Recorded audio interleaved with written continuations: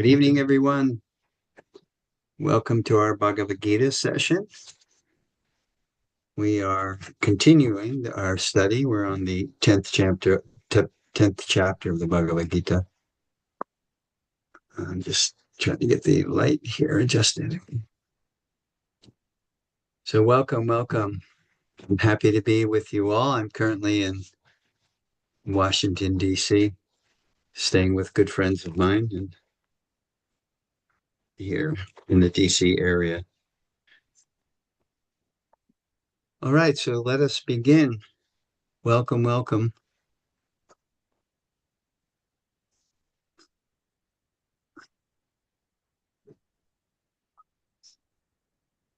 Yeah, better. Good. All right, so chapter 10 of Bhagavad Gita. We left off where we're beginning with the 20th verse of Gita. So let's go to the 20th verse. And read the Sanskrit so we can get the mood of Bhagavad Gita.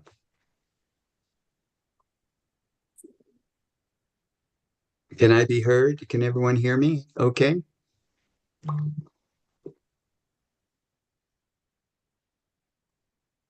I hear you.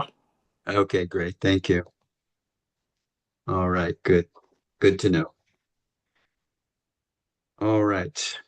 So this is text 20 of chapter 10 of the Bhagavad Gita. It's called The Opulences of the Absolute. Here, Krishna gives us an opportunity to, wherever we go, whatever we do, to be able to meditate upon him. So text 20 reads as follows. Aham Atma Guda Kesha Sarva Bhutakshaya Stitaha Aham Adischa Madhyam Cha Bhutanam Anta Evacha.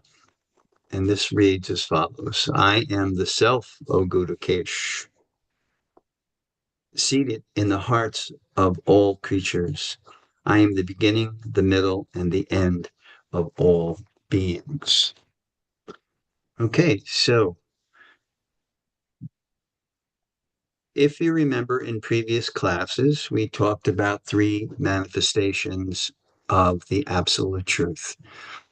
The manifestations that are described, and as I've said before in previous classes, if you understand this, you can understand every description or understanding of the Supreme just by understanding this point of the manifestation of the absolute truth in three features: Brahman, Paramatma, and Bhagavan. Does everyone remember? Can anyone give me a definition of each one? Can anyone tell me what Brahman is when Brahman is mentioned in the various Vedic texts and specifically Bhagavad Gita? What would our understanding of Brahman be? Anyone would like to give it a shot? Because Brahman, you'll see, in yoga and yoga texts and various texts in the Vedic literatures, you'll see mention of Brahman. Also in Bhagavad Gita, we'll come upon a nice description of Brahman later on. I believe it's in the end of the 14th chapter. Anyone want to give it a go? What is Brahman? It's the individual soul. Individual soul? The absolute. The soul of the... Okay. Anyone else want to give it a go? The individual soul is what we have here. One description. I would say it's the absolute. It's not the individual. The Atman is the individual soul, but the Brahman is the absolute. It's everything, everywhere. Everything. Yeah.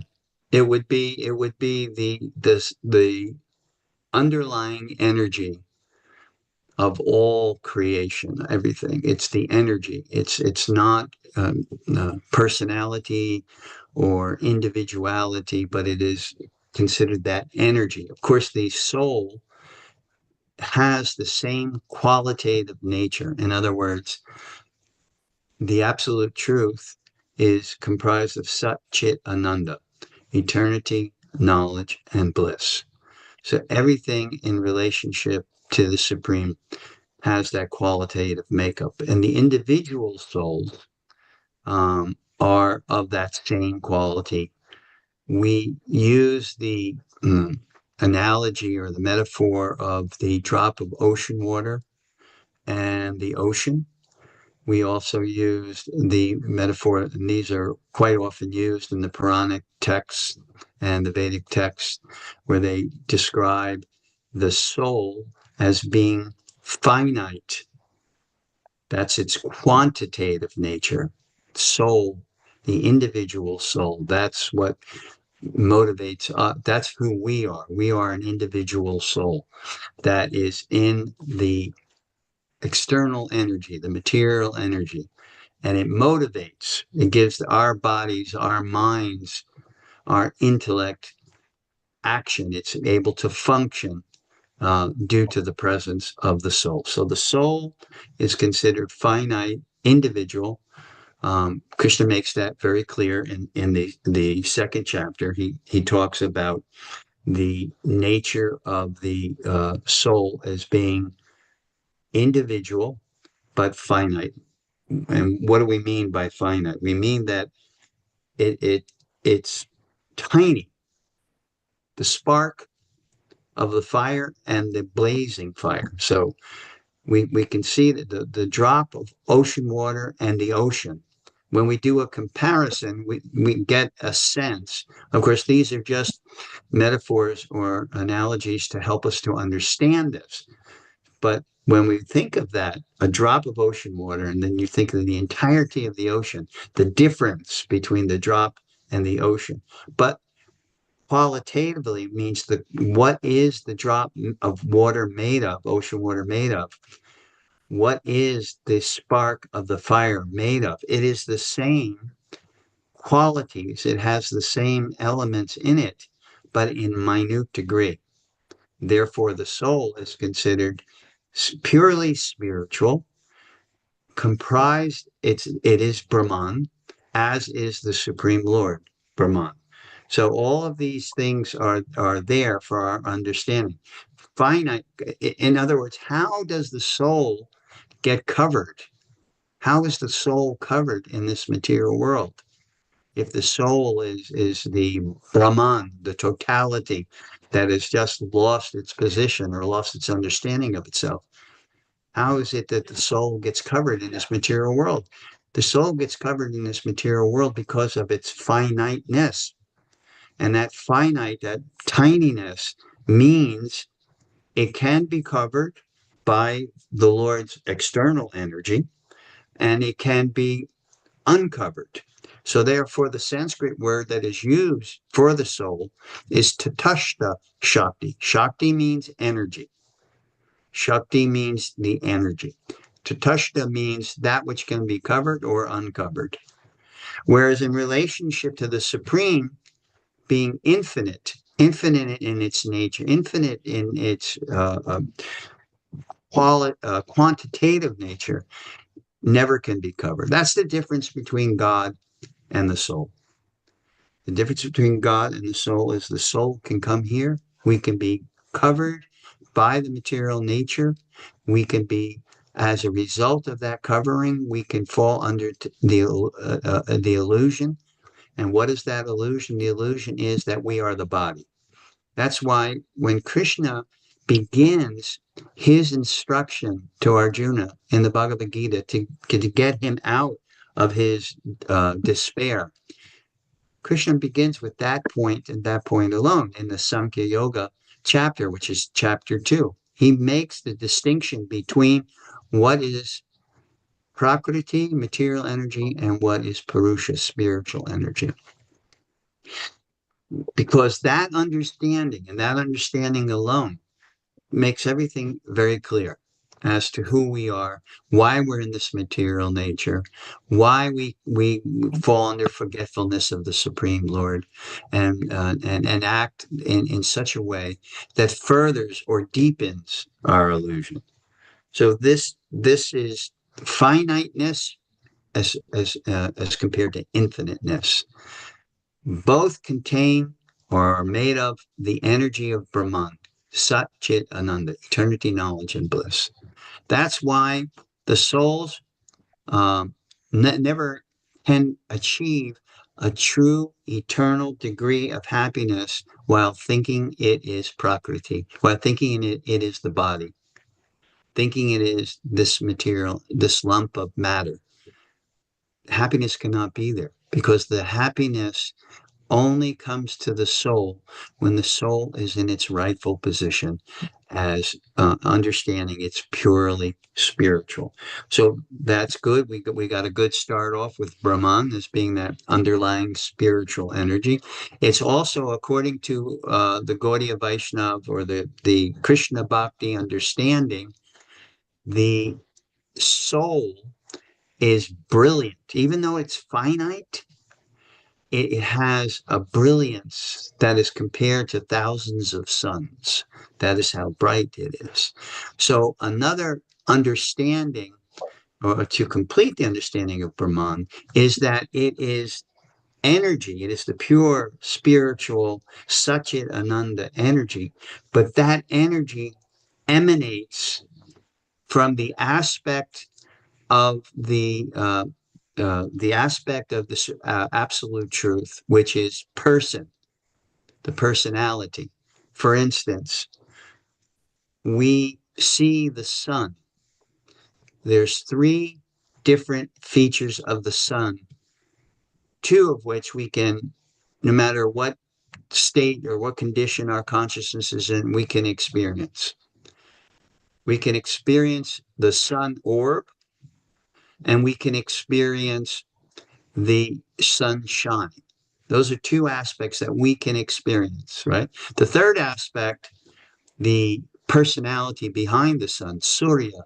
Surya is the demigod. He is the Aditya, who is the personality that is in charge of the sun and the influence of the sun. He's also, Surya is the personality, the demigod, who is in charge of health. So when one wants health, they can go to Surya. So the sunshine is in relationship to energy. It is in relationship to good health. So we can experience the orb of the sun. We can experience the sunshine. So the sunshine is, and how does the sunshine come to us? It emanates off of the orb. And how is the orb of the sun maintained and directed?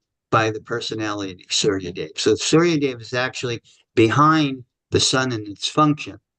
But we can experience the sun, we can see the sun orb, we can feel the energy coming off that sun orb, which is the sunshine. So that is the analogy which is used to describe these three features. The energy that is pervading everything, that is called Brahman. And that qualitative makeup of Brahman is eternity, knowledge, and bliss, which is very different and distinct from the material energy. Material energy is temporary. It manifests and then it unmanifests. It manifests and then unmanifests and goes through those cycles. So the soul is never really in a position of happiness because it is not in its natural position of eternity, knowledge, and bliss. Consciousness is lent to the body, the mind, especially when we fall under the illusion, which is caused by the material energy.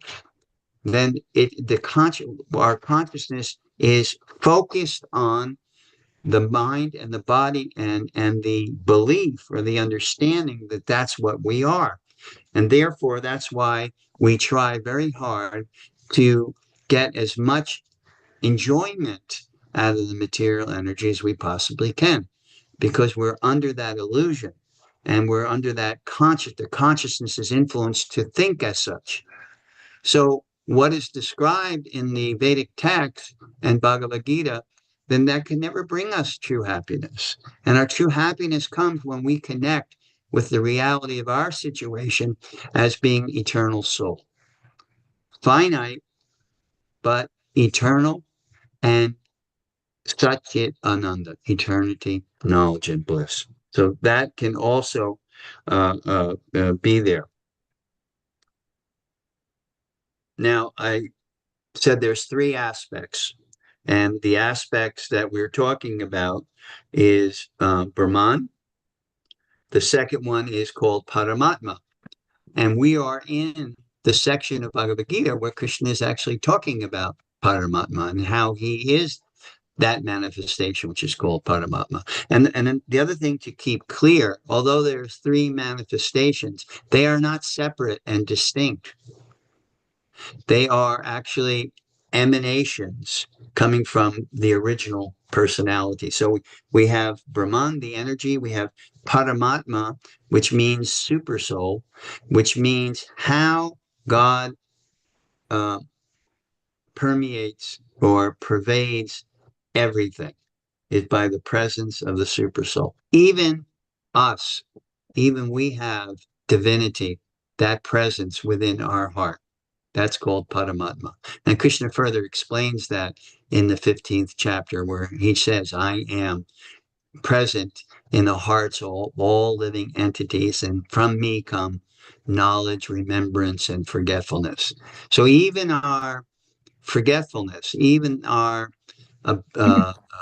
willingness to fall under illusion is given to us. That ability to forget is given to us by Krishna, the Supreme. So the Supreme Personality, that's called Bhagavan, who emanates from his body like the sun orb, emanating the sunshine, emanating from the Supreme Person is Brahman. And within that field of energetic emanation are the tiny, finite souls. So the souls are within Brahman and comprise the light and the energy of Brahman.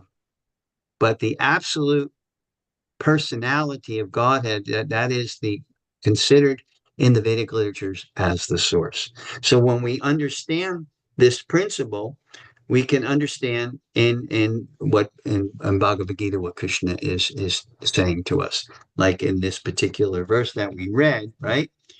We read the verse that says in text 20, I am the self, O Guru Kesh, seated in the hearts of all creatures. I am the beginning, the middle, and end of all beings. So that is why Krishna is saying that. He's saying that one of those aspects of the absolute truth, the absolute nature, one of those aspects, Paramatma, I am that. That is one of my manifestations. There's a nice analogy that's given in the Brahma Samhita. It's a wonderful text, Lord Brahma glorifying the nature of the absolute truth. And there it's described that the Supreme Personality of Godhead is the controller, Ishvara Parama Krishna, Sachit Ananda Vigraha, Anadir, Adir, Govinda, Sarvakara Karanam. So Ishvara Parama Krishna means of all the manifestations of the truth, the Ishvara, the Param Ishvara, the supreme manifestation is Krishna. And from him comes Brahman, emanating from him. The manifestation of Paramatma, the soul that's within our heart, that's within every molecule, that permeates the entirety of this material world, that is also a manifestation of the supreme absolute truth known as Bhagavan. That's why Paramatma has a form, the four-armed Vishnu feature. And then when yogis engage in meditation, when they have full realization as a result of their meditation, they're able to see that manifestation of Paramatma within the heart. So that is a description. So we got Brahman as the energy. We got Paramatma as an expansion of the Supreme. And Bhagavan means the Supreme Personality from which the other two manifestations come. We can understand that. And you can see in any description about God, who is God, what is God, can be covered by understanding those three aspects or manifestations of the absolute truth. When you like, for instance, in Judeo-Christian religion, they say one God, right? The manifestation of one God. And in Bhagavad Gita, that's also there, one God. But that one God has the ability to manifest in different ways for different purposes. Has the ability. That's why when we talk about, Hinduism as being polytheistic, Hinduism is not polytheistic. Hinduism, or what we know in relationship to the Vedic texts like the Puranas and the Upanishads, etc., when it's describing that supreme reality, that supreme truth, it's describing the source of all the various manifestations. In other words, according to our understanding through Bhakti Yoga, that God can manifest himself in any way that he needs to in order for the material world to function, in order for the play, the leelas that are there, anything that needs to get accomplished. It's not that God sits on a throne, from at least from the Bhakti Yoga perspective. It's not that God sits on a throne and just commands everything to be done. But God has the ability to expand himself into different forms and different features so that everything, both within this material realm and the spiritual realm, gets done. It is accomplished. So that is, another understanding for us to complete our understanding of the Brahman feature, the Paramatma feature, and the Bhagavan feature. So I'll take a moment now, take a deep breath. Does anyone have any question on what we're saying? Because like I said, we get this point, then we can see, we won't get confused. Oh, is God an energy? Is God the pantheistic? God is all of those things because he has the ability to be all of those things and to have all of those features, just like we have multi dimensions to our own personality, right? We have, as individual beings, we have the ability to have different dimensions. We can be serious. We can be very mental in the sense that we can contemplate things. We can be very energetic. We can manifest ourselves in different ways according to what we need to do. Like if we're at work, we may have to concentrate, use our mental energy, focus like that. When we're with family, then, we're very uh, fun, and we're interacting in a very loving way. We have the ability to manifest different features of who we are, different dimensions of who we are. If we expound upon that, that's the same thing that God has. He has the ability to manifest in different ways according to the circumstances that there. And Krishna says in a verse in the Bhagavad Gita, he says, as we surrender, as we give of ourselves to him, then he reciprocates accordingly. So if we are on a spiritual path, in other words, we have come to a realization that there's more to life than just, the 70 or 80 or 90 years that we live in this body, that there's something beyond that and something before that. We come to that conclusion and we begin our journey along our path. How you approach, like some people cannot accept that God is a person. Why? Because our understanding of person in relationship to our lives may not be a pleasant understanding. We may have had, so many disagreements and so many hurtful relationships, et cetera, et cetera. And therefore, the very notion that God is a person and, we have another relationship to deal with, we can't accept that. And this is why when people start on their path, their journey, their spirituality, they are attracted to one of those manifestations or the other. Some can only want to be in relationship with Brahman, and therefore they're attracted to Jnana Yoga. Jnana Yoga, by virtue of Jnana Yoga, studying of the Upanishads, chanting mantras.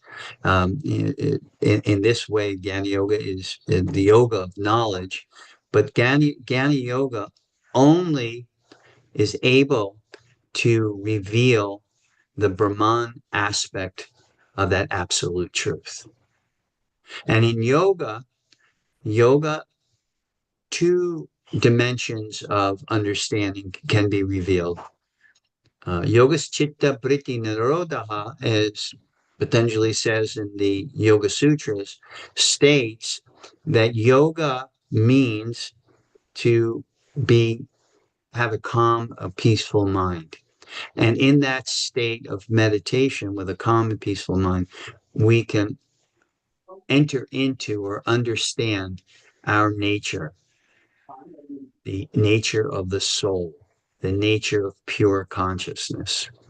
That's one dimension of Patanjali's classic yoga meditation. The other dimension is we, as a yogi, entering into meditation, we meditate on that feature of divinity that's within the heart and actually connect union with that personality, that supreme personality, that divinity within our heart. All yoga means connection, whether it's connection with the absolute energy, Shakti, Brahman, or connection with the Paramatma, that feature of divinity within the heart, or as in the case of Bhakti Yoga, when we are connecting in a loving relationship with the Supreme Person, Krishna or Ram, all the various manifestations, but of all the manifestations, the absolute source to that is described in Bhagavad Gita as being Krishna. He's the source of all that. So even the various incarnations or the various manifestations like Rama or Shiva or all those various personalities, they are all emanating, just like they're emanating from the Supreme One. That's why we say, as I said, when Christianity says monotheistic, when Judaism says monotheistic, when Islam says monotheistic, talking about one God. In Bhakti Yoga, in the Vedic text, it describes exactly what that monotheism is and how that monotheistic understanding can be expanded to include all the various forms that the Supreme manifest in order to get what needs to be done. The manifestation of this world, the material world, and all of its energies, all that requires, it's not that God sits there with a wand and says, okay, now there's earth, water, fire, air, ether, mind, intelligence, and ego. And then that'll all be combined in such a way as we'll get the universe and we'll get all the bodies for all the living entities. There are different features expansions of the Supreme One to get that all accomplished. So it's monotheistic. Bhakti is monotheistic, purely monotheistic, yet there is the understanding how things are accomplished by God's ability to get them accomplished. So does that make that clear? The points that I make. Does anyone have any further question on that? If not, we'll move on. Okay. I have a question. Sure, please, Jai Krishna, please go ahead. Well, hi, everybody, by the way. Again, I'm not trying to stump the Swami, so to speak, but earlier, earlier, you mentioned about the souls and how many souls, how, everything's a soul. So insects, everything's got a soul, correct? Yeah. Okay. So Every life form. yeah, but we all have a soul, and do the insects and all the animals have Paramatma also? Or is their soul evolving in a different way, which is going to lead me to a question. Say that again, please. I'm sorry, I Well, didn't hear. do all living beings have the Paramatma within them also? I Yes, mean, the lions, the dogs, the cats. yes. Okay. So, Paramatma is present next to every soul and every body, every form, whether it's insect species, fish species. That's why most very strict yogic processes practice ahimsa, knowing this. okay.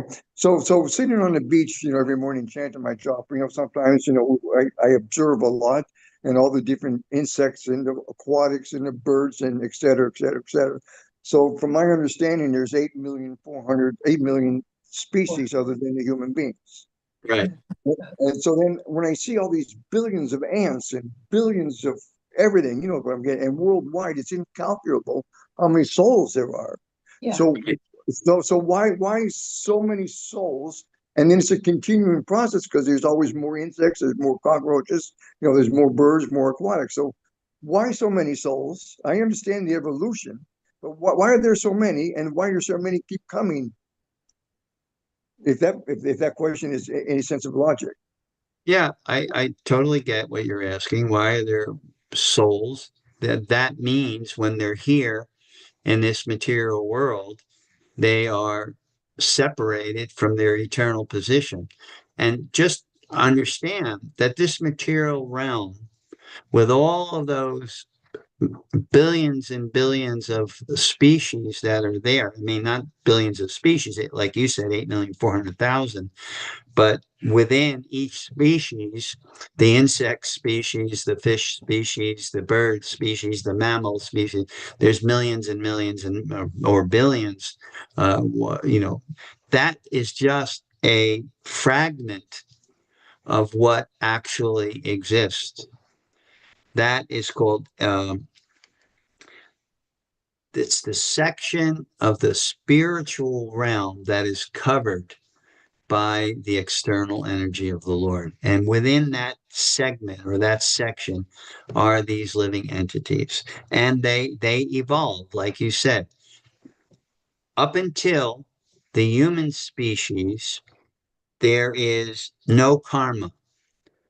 The ant does not accrue karma, which determines its next life. It is a system, a progressive system from one species to the other species to the other species. And you can get a sense of those evolution, the growth or the evolving of the species on how conscious the species is. So, like for instance, you can see, in the mammal species, you can see more of a manifest level of consciousness. I mean, gorillas and monkeys, they have the ability for language, albeit it's very, very primitive in that regard, but they have an ability to communicate in language. Other species have that ability, but not, to the degree. Human has the highest degree of ability to communicate. That has the most sophisticated ability to communicate. Because there's all levels of nuance of existence that the human psyche, the human consciousness can actually understand, can comprehend. So all of these entities are here because they have separated themselves from their spiritual reality. Now, when we get into a conversation about how and why, that's like a whole other 10 classes that we have to get involved in. Just for brevity's sake, so that we can continue what we're doing in terms of the verses of the Gita that we're studying, we should understand that there is an ability, because every soul has independence. Every soul has a ability to choose its position to be in, and when the soul somehow or another chooses to be separate from its connection to the Supreme, then that is not a consciousness that is allowed or can function in the spiritual realm. Because in the spiritual realm, the consciousness is consciousness of the Supreme and service to the Supreme. And when there is a desire to separate from that consciousness, to be, rather than to be servant or in service to the Supreme for the Supreme's pleasure. For instance, we'll be very specific here in Krishna Bhakti. It's a good way to understand that the living entities in the spiritual realm in relationship to Krishna want to serve and to please Krishna. And that is love. That is the definition of love from the spiritual section. It's selfless. It's meant to please God. But when that is reversed, that consciousness is reversed, where the soul, my soul function is for my enjoyment. So the center of the universe shifts from God being the center of the universe to me being the center of the universe. And everything is in service to my enjoyment and exploitation of the material energy. That's material consciousness, and that's what keeps all living entities bound to this material world. So everything, every species up to human doesn't have a choice, can't make a choice to get free from the energy. It just exists, it functions. We say instincts or instinctually, they'll function. They'll be born and they'll be given the ability to hunt, if they're predatory, or to forage. They have that ability, and you see right from the very beginning of the species that are just like a horse, for instance. When the colt is born, it has the ability almost immediately to get up and to run, to move. And all of these different species are endowed with the ability to function within this material world to the degree that their consciousness allows them. And that's what dictates what species they are. So we have, as you observe so many, but and they die. They only have a certain lifespan. And that's another interesting point. Lifespan is 100 years for each species, but not in time. Listen carefully to this. It's not in time. It's in consciousness. So a fruit fly lives, if a fruit fly lives a full fruit fly life, from our perspective, human perspective, it's only 72 hours.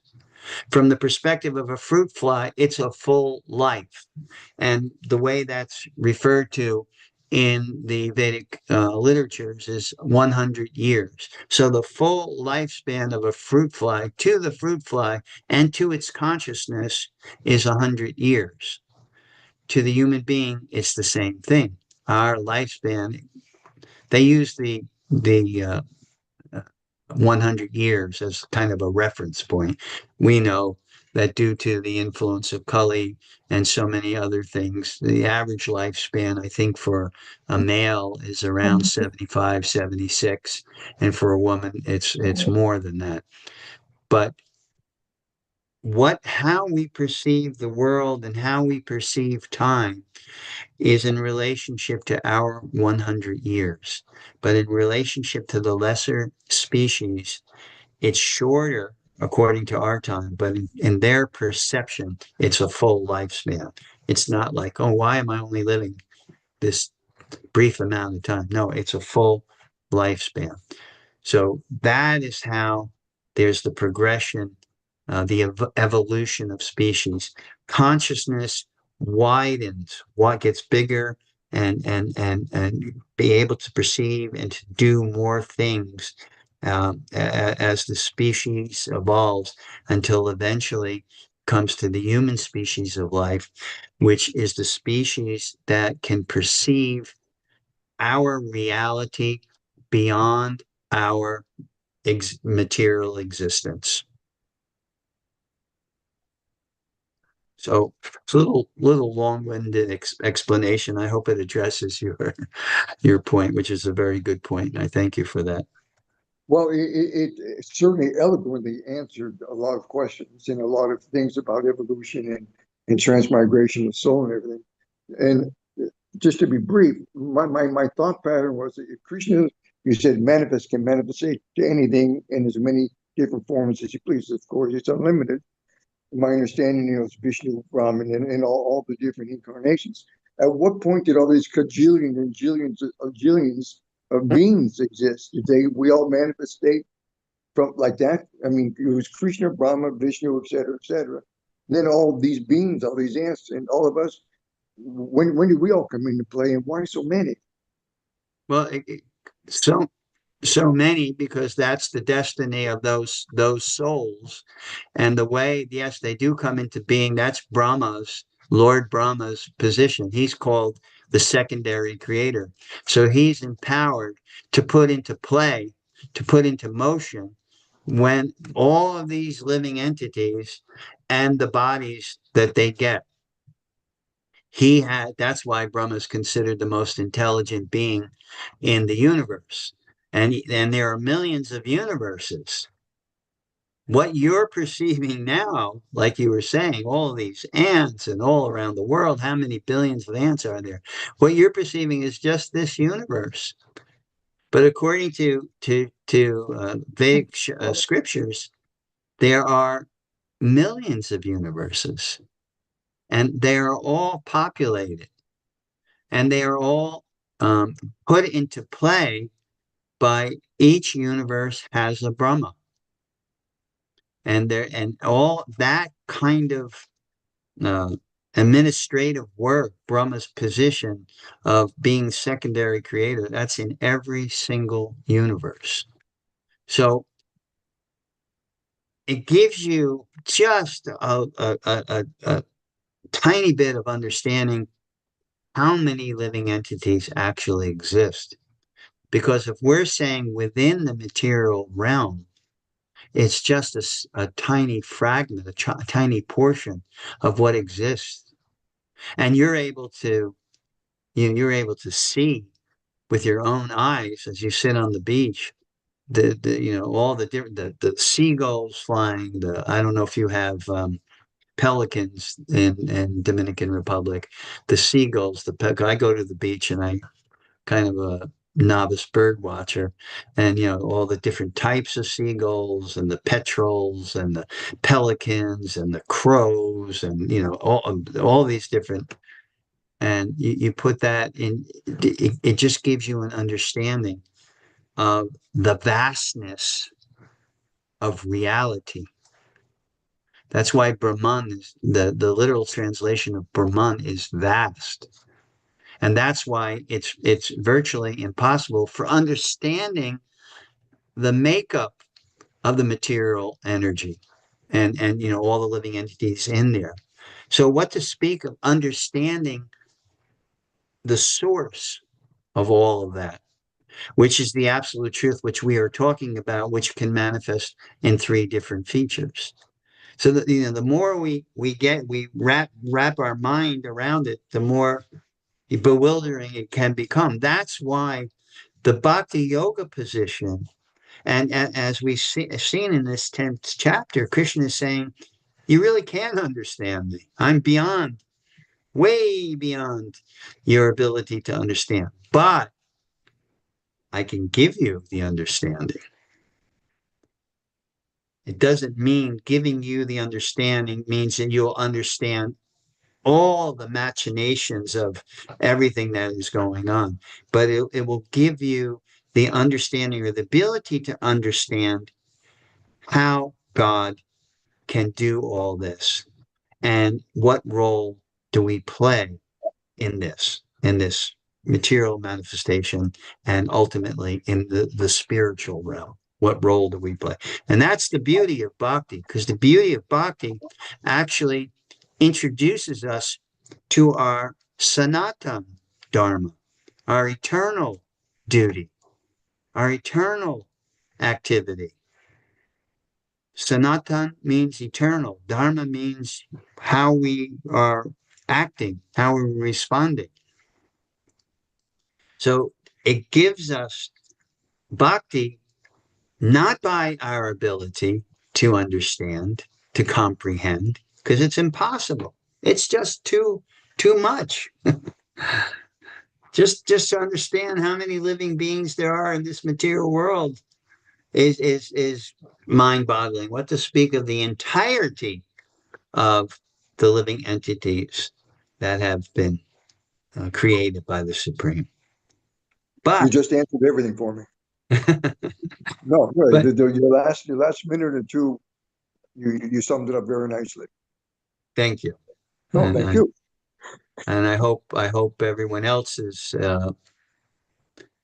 clear on this. If you're not clear, you know, ask a question, any question. No question is considered foolish, but anything that will help you to understand what we've just discussed, because what we've just discussed is such an overview, a clear overview of how everything exists and functions. I mean, we once you start from there, then everything else can be put into place, can be put into order, and can be understood to some degree. But again, I want to reiterate, in bhakti, the way we come, Tesham Satatam Yuktanam. If you remember this verse, it's in this. We've gone over it previously. Tesham Satatam Yuktanam. I think it's the 10th verse. Bhajatam Priti Purvakam Dadami Bhuri Yogam Tam Yenamam Upayantite. That Krishna, if we interact with him, you remember I quoted that verse that as we interact with the Supreme, he reciprocates accordingly. So what Krishna says, if you interact with me in a loving way, in a devotional way, in a way where we show him the respect and worship, if the interaction is of that quality, of that nature, then he gives us the understanding, the clarity of perspective to see things as they are, not to see things as we think we are. Because if we think we are the body, then we're not seeing with clarity, because thinking that way is the cause of our suffering. And understanding we are not the body, but a spirit soul is the cause of our freedom, our liberation, and thus the experience of freedom from suffering. And in the bhakti tradition, when we take it a step further, from that understanding, engage in knowledge in a loving relationship with the Supreme, we experience that love, then one is completely satisfied, completely happy. Santosh. Santosh means contentment, content. We are content in that love. Just like, we've been given the experience in our life of love. Have we not? Those of you who are mothers or fathers, and you've had the experience of having children, you've had those moments, those moments where I remember, when my son Sringadev was born, and the first time I looked at him, and then he looked back at me, there was connection there right away. He connected to me as protector, as, love, his experience of love. I connected with him as son, someone to be protected, someone to be guided in this world. And there's this overwhelming experience coming from that love where you feel satisfied. You may not be rich, you may not be, beautiful or extremely knowledgeable, or any of those opulences you may have to some degree or another. But what you feel in that love is that satisfaction, is that contentment. It's the same way when you're with a good friend, right? You meet a good friend and you hug that friend. You say, "Oh, it's so glad. I'm so glad to see you. I so look forward to seeing you." Why? Because in that relationship, you experience love. It has a different quality, but a special quality, which determines that this is my friend and I love my friend, or this is my father or my mother. And it has that special quality where the parents are giving you love with a very protective mindset. They want to see the best for you, and you feel satisfied. So we can experience it here in this world because in our eternal position, that is what is our reality. That is the absolute truth. And that is what Bhakti Yoga, the practice of Bhakti Yoga, is connecting us to, or actually reconnecting us to. What is our true nature?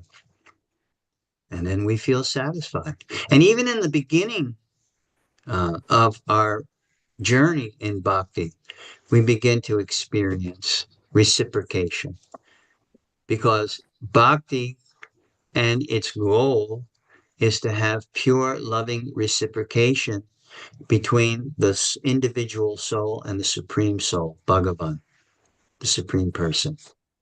And in Krishna Bhakti, it's Krishna. We have that supreme, loving reciprocation. It's absorptional reciprocation. We become absorbed in that loving relationship, and totally totally peaceful and satisfied in that love relationship. So in bhakti, we get little glimpses of that reality. And that is the motivating factor. I cannot say that I'm a self-realized soul, fully immersed in prema bhakti, but I can say over the course of the years of practice, through friendships in bhakti, through parenting in bhakti, through my meditation in bhakti, I've been given little glimpses of that reality.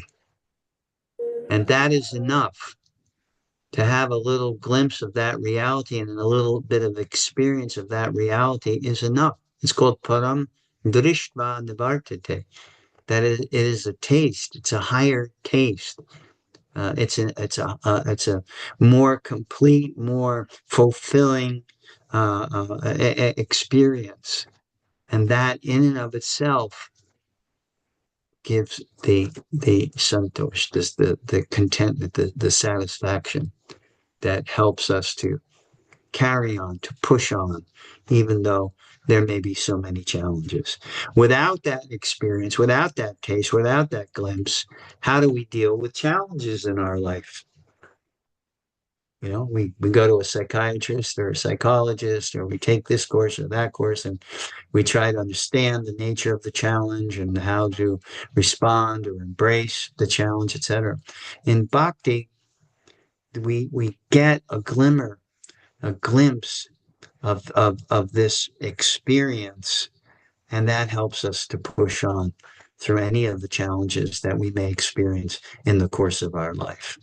So that's the practical application of bhakti, or the practical experience of bhakti, that we begin to be able to see challenges as opportunities. Our challenges through the perspective of bhakti are opportunities to come closer to a loving relationship with the Supreme. Because Krishna says in the Bhagavad Gita that I will protect you.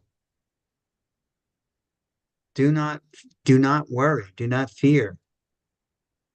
And when we start to cultivate that mindset, that I have a great force, I have a relationship with a great, it's like when a child is walking hand in hand with his parent on the ocean.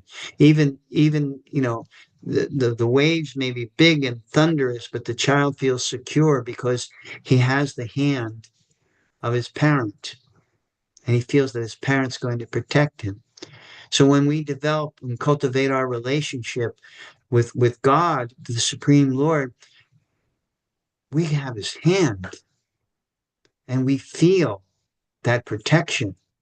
And even when the challenges face us, financial challenges, health challenges, interrelationship challenges, when we embrace the challenge as an opportunity for growth, for coming closer to our awareness of our love relationship with the Supreme, we're able to deal with that challenge. Okay, so 7:58, we have a couple of minutes. If anyone, sorry, but I think it was a good run, so we got a lot of things, a lot of questions. Thank you, Jai Krishna, for your participation that way. It opened up Pandora's box of answers and things like that, and to help us understand further. So if anyone would like at this point in time to share uh, a takeaway point, what is it that you took away from this class? Or if there was something that was said, you need further clarification, or whatever you have, please feel free now to share with us so we can benefit from your perspective as well.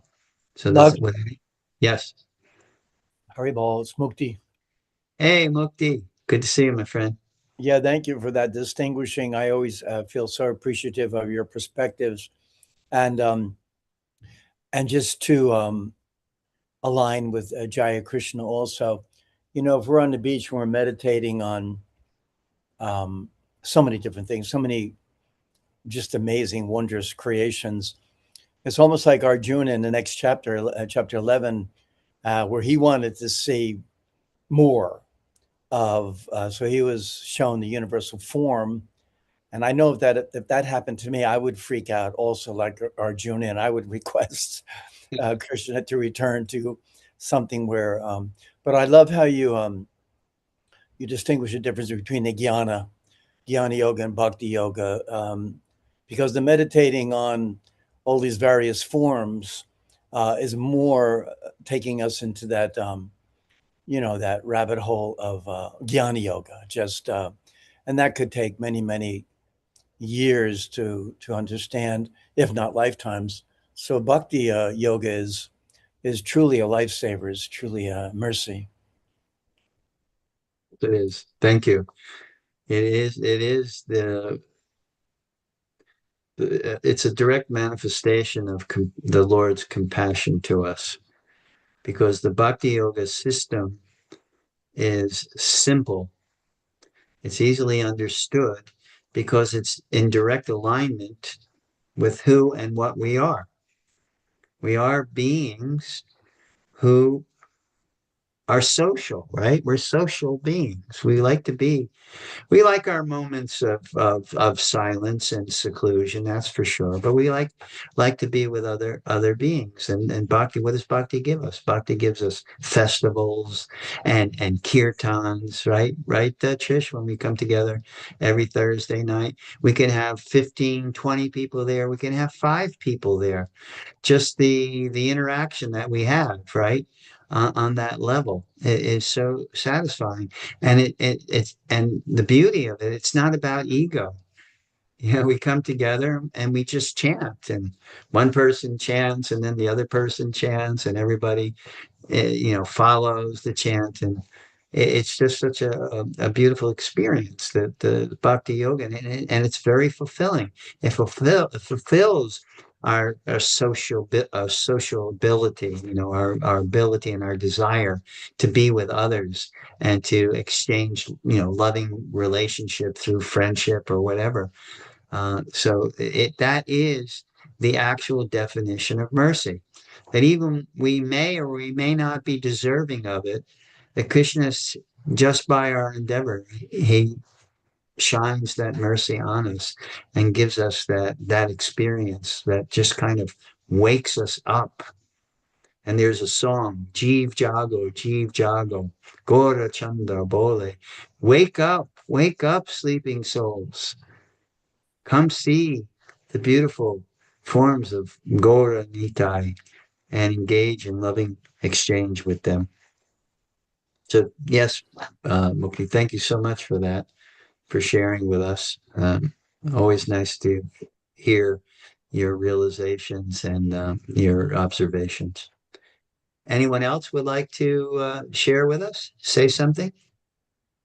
Trish, you're always full of observations. Would you like to say something? It was a very long day today. I feel overstimulated by a lot of situations and experiences, and coming to class is almost like, uh, an oasis. But Yeah, I'm just feeling the good energy, and I'm very grateful to be here. wonderful. It's like a hug, right? Because You- I have a lot going on, especially at work, and it's overload sometimes. yeah, So I this can helps imagine. me put it, even though it is more information, it feels comfortable. And especially because you point out the important lessons more than once in the Sanskrit, and it starts to feel comfortable, like comfort food. Yeah, it's like a massage. Hmm. We're getting our mind and our being massaged by this knowledge. That's why Krishna, and the teachers, the gurus, they emphasize always hearing this. It puts things into perspective. It calms us down. It gives us the ability to make sense of the chaos. Right. And an anchor point. Exactly. It's an anchor Yeah. point. It grounds us, So that's why we do this. And I've encouraged you and I've encouraged others, just every day, just to take one verse out of the Gita. You start your day with that verse as a meditation. And then, when things come up, you just meditate on that verse, and it just kind of grounds you again, brings you back. Mm, Yeah. So thank you, Trish, for sharing that with us. thank you. Anyone else? We have my good friend here, Haryashva, who's joining us from Philadelphia. Haryashva, would you like to enlighten us with any realizations or takeaways? You always are chock full of realizations. I'd like to thank you. Thank you for inviting me to such a wonderful sangha. I was having so much fun. You know, what I like about you, you're always so detailed, so point for point. And I was just traveling with you from the nature of Brahman and the living entity, and the the relationship with the super soul. There was just so much there. I was wondering, and I want to come again. I was wondering about the process of this transformation that was going to take place, um, of, of this relationship, of that relationship with the Supreme, and that relationship, the opening of that, how it would extend to others. I was thinking about that. And we're at the end of your class, so I don't want to bother you so much, but I was having so much fun listening, hearing, and I'd like to come again. Thank you. And you are always welcome, my friend. So you're always welcome to come and participate and give us the benefit of your realizations.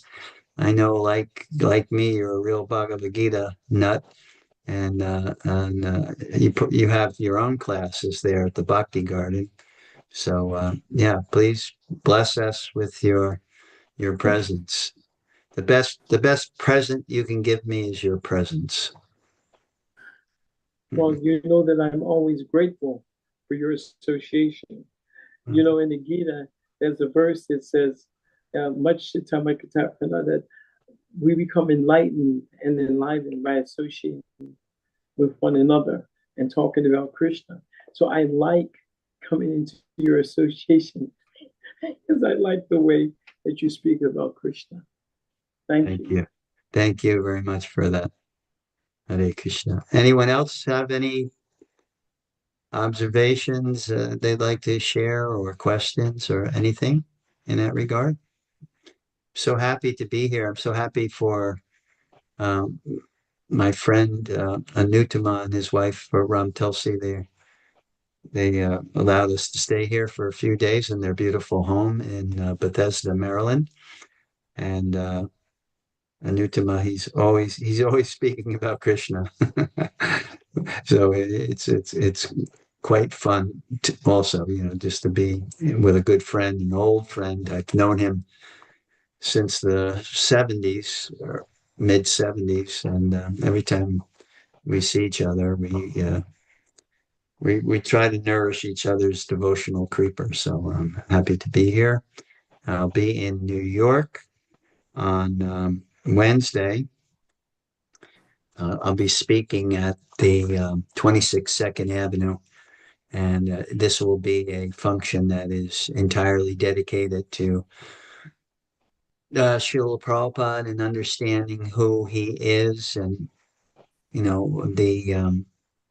the blessing it was to have his association, because as Hari Ashra was pointing out, when we have each other's association, it's so enlivening, and it's, in Hari Ashra's word, it's fun. I'm having so much fun. And imagine the personality, that one person who came in 1965 and started this whole snowball rolling, I mean, we back then, what did we know? And, because we had Prabhupada's association, and anything I'm able to speak comes directly from Prabhupada and his realizations on Bhagavad Gita through his commentaries. So anything I'm able to understand or realize is due to his association. So it gives us an indication of how powerful that association is and how worthy he is of speaking about him and remembering our relationship with him. And so Wednesday I was invited to 26 Second Avenue to share some of my experiences with Prabhupada. And then we'll proceed to my son's summer camp in the Gita Nagari farm in Pennsylvania, where we all have a good time. So next week, I think in Gita Nagari, I will be able to have the same kind of facility to speak with you. So I'll definitely get in touch with you and let you know what's going on. Till we see each other again, my dear friends, you have a happy, healthy, and holy week. And I look forward to seeing your bright, beautiful faces next week. Till Hare then, Hare Krishna. Hare Hare Hare Krishna. Krishna. Hare Krishna.